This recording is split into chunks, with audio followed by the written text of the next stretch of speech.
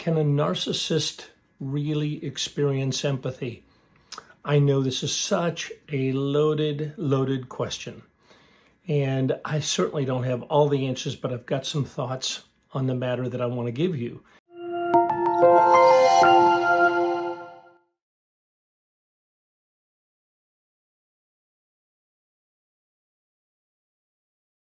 I'm Dr. David Hawkins. I'm the director of the Marriage Recovery Center, where we specialize in narcissistic and emotional abuse.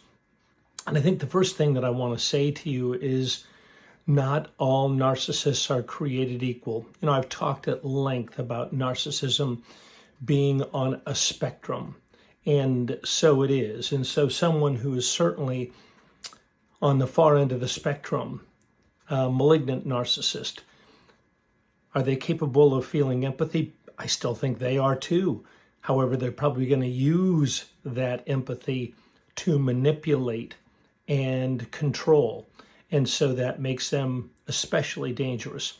But someone on the mid-range or lower end of the narcissism spectrum, I still think the question is complicated. Can they experience empathy? And the short answer is yes. But the longer answer is, under what conditions might they actually experience empathy? Let's just back up a step and let's make sure that we understand. Empathy is that ability to understand and share the feelings of another person, to put themselves in another person's shoes, to really understand what this other person is experiencing. Most of the research that I'm reading says that empathy is a skill. It is something that can be developed, but one has to have the motivation to develop it. And that's where the problem really comes in.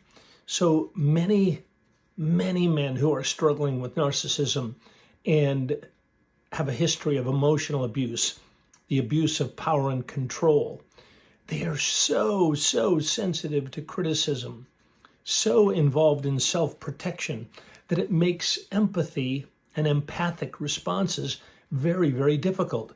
A propensity to feel shame and to self-protect are at odds with a motivation to empathize and really feel sorrow and compassion for another person. So, the shame-ridden person, the shame-ridden narcissist, the shame-ridden emotionally abusive individual is likely to self-protect, and that will be at odds with developing empathy. And the person, you, who has been victimized by a narcissist, you may also feel some shame and want to self-protect.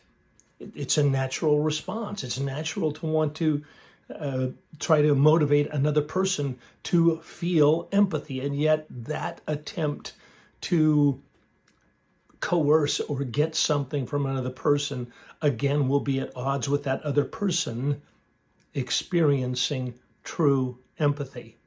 All right, so what am I getting at here?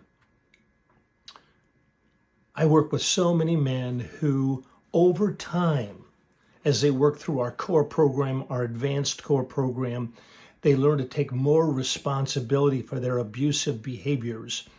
And in fact, I work with them to cultivate, to practice empathy. Again, remember, what does that mean? It means that they have to work at lessening their self-protection, at lessening their shame response. As they lessen their shame responses, they learn to hold feelings, to bracket feelings, to consider, to let go of defensiveness. All of those skills work in favor of them cultivating the ability to empathize. Again, not surprisingly, conflict and empathy don't go well together. So if you're in a relationship with a narcissistic and emotionally individual, they've got to do their own work, to be sure.